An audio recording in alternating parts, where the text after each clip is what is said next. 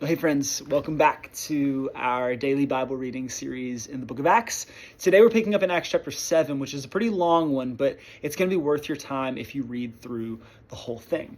At the end of Acts chapter 6, we're introduced to a guy named Stephen. And Acts chapter 7 is Stephen's testimony to the religious leaders that are questioning him on the foundation for why he's doing the things that he's doing.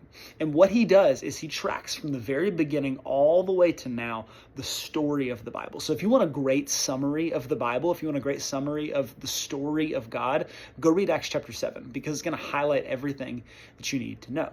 But at the end of it, Stephen still claims that Jesus was the Messiah, that he's raised from the dead, and as a result, he's stoned.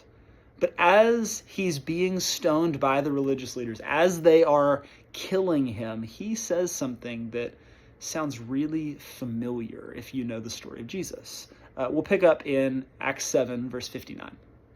While they were stoning him, Stephen prayed, "Lord Jesus, receive my spirit." Then he fell on his knees and cried out, "Lord, do not hold this sin against them." When he had said this, he fell asleep. Now, if you know any of the story of Jesus' final words on the cross weren't cries for mercy, they were cries of forgiveness toward the people who were killing him. Jesus said something very similar, like, "Father, into your hands I commit my spirit." And he would say, "Lord, forgive them, for they don't know what they're doing."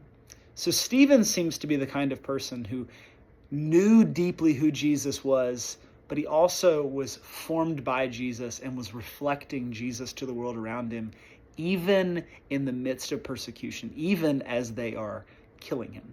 So my question to you is, no matter how hard things are, where are the places that you can reflect Jesus even when it's difficult? Stephen stands up for his faith. He stands up in the face of opposition, but he stands up by laying himself down. How could you lay yourself down even for people who are against you today? Well, hey guys, I'll see you tomorrow. We'll pick up in the next chapter. Grace and peace.